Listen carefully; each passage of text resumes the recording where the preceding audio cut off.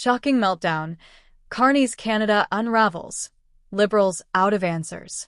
Mark Carney's rapid rise to the office of Prime Minister took many Canadians by surprise.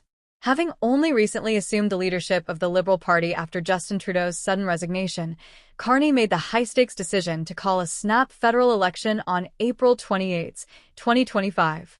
This bold move was pitched as a way to secure a fresh mandate and demonstrate his capacity for leadership during turbulent times. With a reputation as a world-class economist and central banker, Carney hoped his financial credentials would inspire confidence in a country weary from years of economic uncertainty, political fatigue, and rising living costs. Throughout the election campaign, Carney tried to position himself as a steady hand in a moment of volatility. He presented himself as a disciplined technocrat capable of restoring Canada's financial and institutional credibility. However, the political landscape he stepped into was already deeply fractured. Canadians were feeling the pressure of skyrocketing housing prices, rising grocery bills, and what many described as a deepening affordability crisis. For a population increasingly distrustful of political elites, Carney's global pedigree was as much a liability as it was an asset. In the televised debates, Carney attempted to differentiate himself by staying calm, data-driven, and composed. Yet, he was consistently challenged by conservative leader Pierre Poilievre, who struck a populist tone and focused on the everyday struggles of working Canadians. Poilievre's message of tax relief and common-sense government resonated strongly with those who felt left behind by years of liberal spending. Jagmeet Singh of the NDP added to the tension by emphasizing social justice, while Bloc Québécois leader Yves-François Blanchet aimed to keep Quebec's interests front and center. The debates became a battle of competing visions, and although Carney remained poised, he struggled to inspire a broad emotional connection with voters. Despite his composed performance, many Canadians questioned Carney's political instincts. Critics argued that calling an election mere days after becoming Prime Minister was rash and appeared opportunistic. Others saw it as a technocrat's miscalculation, a belief that credentials could substitute for retail politics and grassroots connection. What emerged was a sense that Carney may have underestimated the depth of public frustration. The election became less about policies and more about trust, connection, and whether voters believed Carney understood their daily realities. As ballots were counted, the Liberals narrowly secured a minority government, falling just 3 seats short of a majority. While Carney technically won, the result was anything but a ringing endorsement.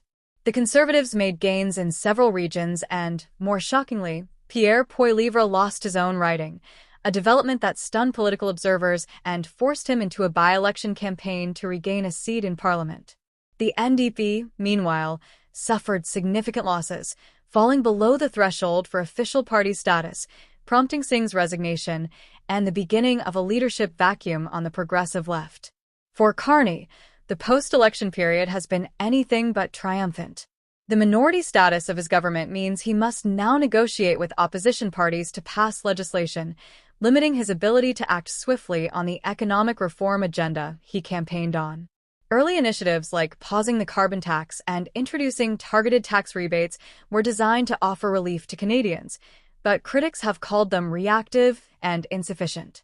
Some praised these policies as a step in the right direction, but others saw them as political damage control rather than genuine long-term planning. Meanwhile, public sentiment continues to sour. A growing number of Canadians feel that the new Liberal leadership is offering more of the same, promises without delivery, speeches without solutions. The sense of unraveling is not rooted in any single scandal or failure, but rather a general perception of drift and detachment. Many are asking whether Carney truly has the political instincts and vision to govern in such an emotionally charged and polarized environment. As economic pressures mount and healthcare backlogs persist, the patience of voters appears to be wearing thin. The emotional weight of this moment cannot be overstated. For families struggling to make rent, for young people locked out of the housing market, and for small business owners drowning in debt, this is not just about politics, it's about survival. The narrative of a meltdown reflects more than policy missteps. It captures a deep emotional rupture between citizens and their government. And while Carney speaks in the language of fiscal responsibility and long-term growth, many Canadians are demanding immediate action, not forecasts and frameworks. In this context, the title, Shocking Meltdown, Carney's Canada Unravels, Liberals Out of Answers, rings true for many.